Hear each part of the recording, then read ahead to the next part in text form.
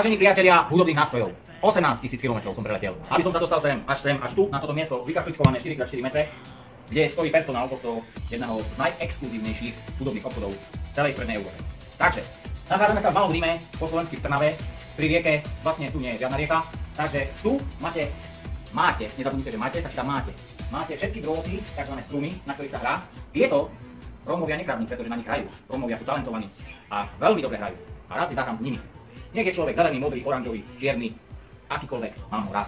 Netreba posudzovať podľa farby, fleky.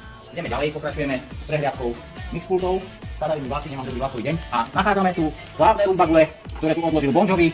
Keď si pamätáte skladbu Keep the Faith, tak s týmito guľami začínal túto skladbu. Počujete, to je ten zvuk Keep the Faith. Ideme ďalej, lebo máme málo času, pretože tu vôbec sa tu nachádzať je exkluzivita. Tu máte trsátka vyrobené z umelej hmoty z južného cípu Číny. Pretože tam je najlepšia umelá hmota. Nie v severnom cipe, ale v južnom cipe. Ale nie cipe, ale cipe. Áno, sú niektoré aj z Ameriky, vidíte. Väčšinou ceny nesnímame, pretože ceny sú absolútne bezkonkurenčné, zase mi padajú vlasy, ale musím dať do pozornosti tieto značky Dunlop, ktoré používam aj ja a Richie Sambora. Ideme ďalej, pokračujeme týmito španielskými gitarami, ktoré sú vhodné pre akustické turné, napríklad Petra Naďa po 80 rokoch na scéne. Nie na stene som ja, tam mám fotku, ale on je na scéne. Takže toto sú gitary, ja si myslím, veľmi širokého spektra, ktoré vám zahrajú aj pesničku, napríklad Ako víno, Žiari. Ideme ďalej, tu máte také sety nylonové, to nevie, sú to struny, ktoré nie sú z kovu, ale z nylonu, to takzvané sú, nezarezávajú sa ako sliby do zadku, ale ako proste do ruky, nerobia také čiary, hej. Ale môžete sa veľmi rýchlo na nich naučiť hrať. Zvlášť keď doženiete dobrého učiteľa hudby alebo gitary, alebo môže vás naučiť hrať na gitaru aj trúbkar. Toto sú mandoliny Adama Ďuricu, špeciálne na tejto natočil svoju pesničku mandolinu. To je ona, to je tá gitara. Cenou sme naspäť zavesili na toho, pretože mali ju započtanú.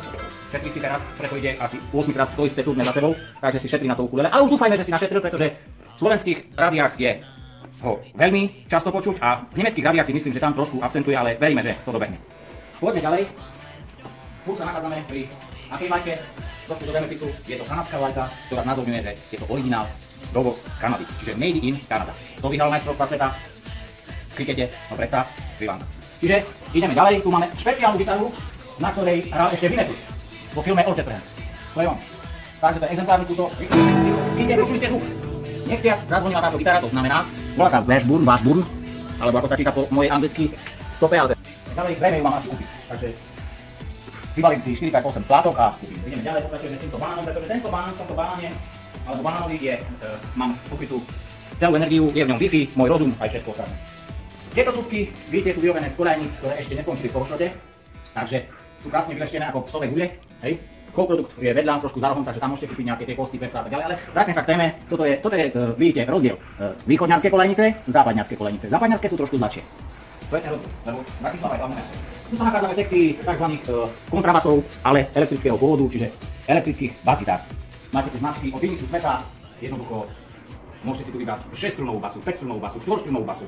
Keď sa tu dole pozrieme, kde nájdete napríklad v Norsku takto zosilovač s názvom Bulgera či Bulgera.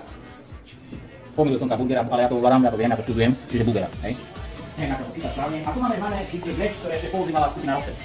Oni ich potom vrátili, keď skončili a tu predávali sa ďalej, idem ďalej. A tu začíname v najkrajšej sekcii tohto obchodu, sú to elektrické gitary, ku ktorým sa každý deň tu modlím a jednoducho neviem sa nabačiť toho pohľadu napríklad na túto červenú Fenderku.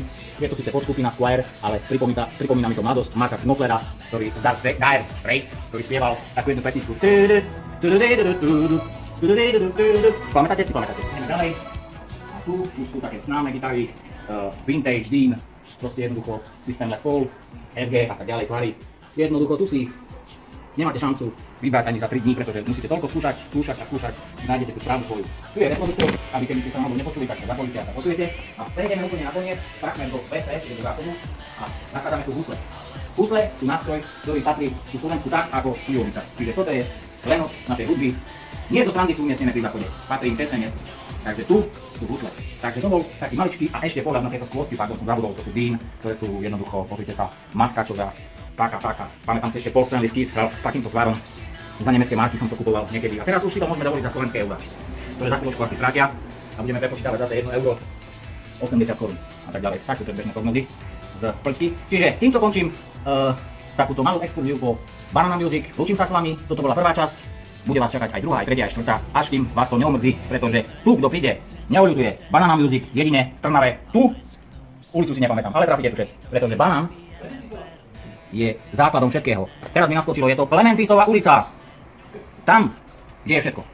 Majte sa pekne, príjemný, krásny vianočný deň.